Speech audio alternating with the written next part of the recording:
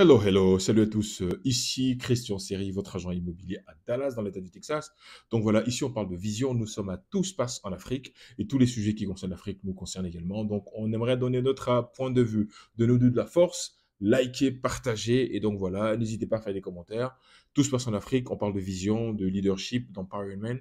Et donc c'est un plaisir renouvelé que je me retrouve encore là pour faire cette vidéo. Donc voilà, aujourd'hui nous allons parler du cas Dangote et de tout ce qui se passe au Nigeria. Et je me suis dit, est-ce que je donne mon avis ou pas? Est-ce que j'interviens?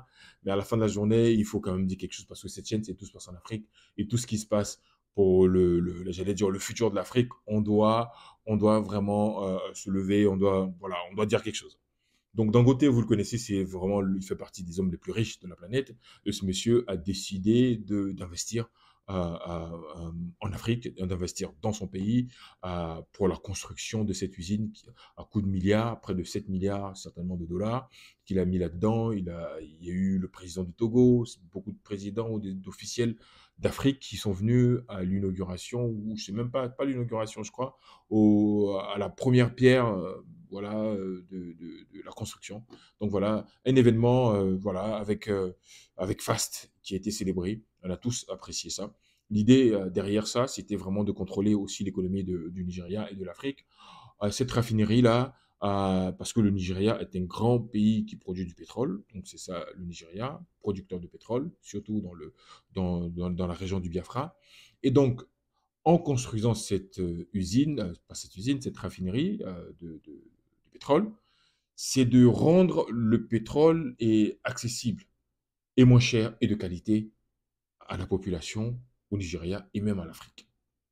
Donc l'idée, c'est de ne pas compter sur ces grosses boîtes occidentales, que ce soit Total en Europe ou Exxon, des grandes compagnies américaines qui viennent, qui prennent le brut, qui partent avec, ils le raffinent, ils reviennent nous le vendre plus cher sur le continent. Pourquoi ne pas transformer là sur le continent et le vendre moins cher et accessible à tout le monde? Et cette usine, à coût de milliards, a créé des emplois, création d'emplois au Nigeria. Donc, maîtriser un pan de l'économie qui est le pétrole, c'est vraiment garantir une solidité économique du pays. Parce que toutes ces grosses compagnies là, européennes ou américaines qui viennent, qui investissent les capitaux, ils retournent dans leur pays.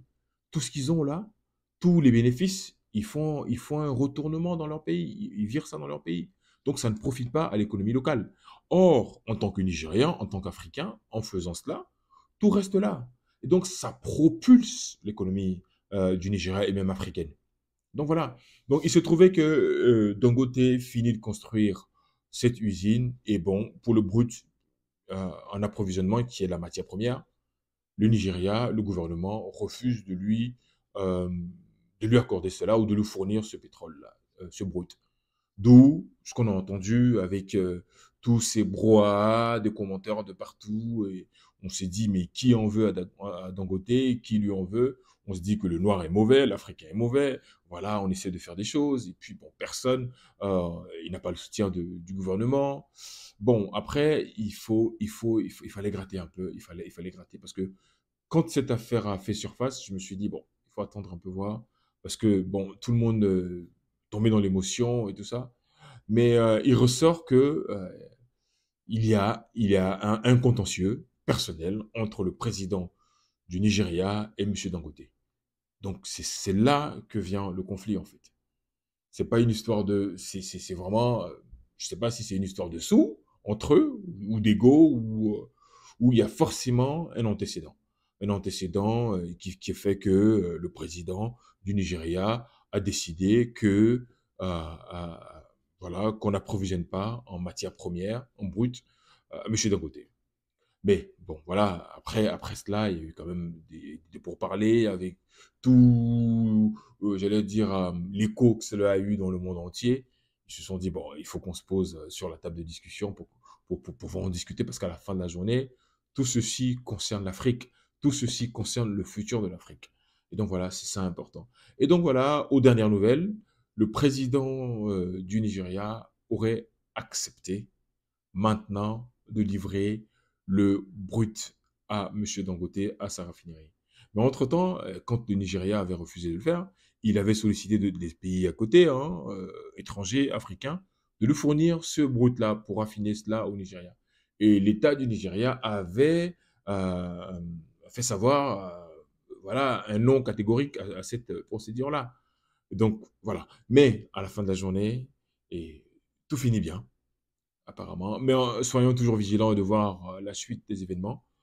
Si cela va se concrétiser en parole, j'allais dire en acte sur le terrain. Mais donc voilà, tout se passe en Afrique. L'Afrique est le continent de l'avenir. Moi, je le dis toujours, dans 10, 15 ans, tout le monde va immigrer en Afrique. La plupart des Occidentaux, tout le monde viendra en Afrique. Nous, Africains, si on n'arrive pas à bâtir une économie solide, parce que quand vous voyez les Occidentaux, par exemple, quand ils sont en Afrique, ils détiennent, j'allais dire, des secteurs clés de l'économie. L'électricité, l'énergie, ils détiennent la téléphonie, ils détiennent tout ce qui est construction, bâtiment, ils détiennent tout ce qui est pétrole. Et donc, quand tu détiens tout ça, tu détiens tout. Et lorsqu'il y a des crises, quand ils repartent, ces pays-là, nos pays sont en crise. Et des crises qui sont redoutables. Mais si les propriétaires ou les CIO ou les propriétaires de ces entreprises-là sont africains, ils n'iront nulle part. Ils seront en Afrique. Ils seront là. Et ils travaillent aussi pour les Africains. Donc il y a ce côté-là qu'il faut voir. Il y a ce côté-là qu'il faut voir. Et bon, pour nous qui pensons aussi à venir euh, apporter notre grain de sel en voyant j'allais dire, ces gros players euh, comme Dangote en train de subir ce genre de situation, on se dit effectivement qu'entreprendre en Afrique, c'est pas évident.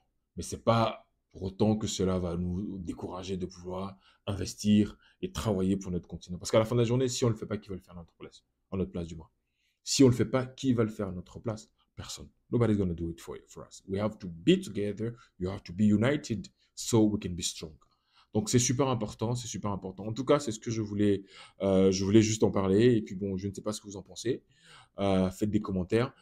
Pour ceux qui sont en Côte d'Ivoire, j'aimerais vous rappeler que le 5 octobre, on sera à Abidjan. Il y aura des personnalités qui viendront et j'y serai. On parlera de stratégie gagnante en immobilier au Palm Club. Et donc voilà, il y aura un super moment de networking. L'événement que j'organise maintenant, ça fait 3 ans. Business Apéro Christ Abidjan. La semaine dernière, on a organisé le Business Apéro de Dallas. C'était formidable. On a passé un moment super. Et maintenant, on arrive à Abidjan. So, Abidjan, we are coming. Get ready. On parle de business et on parle de foi. C'est important. Venez rencontrer des personnes, voilà, pour élargir votre cercle et votre network. Les Anglais disent, your network is your net worth. C'est super important. À très bientôt. Allez, salut.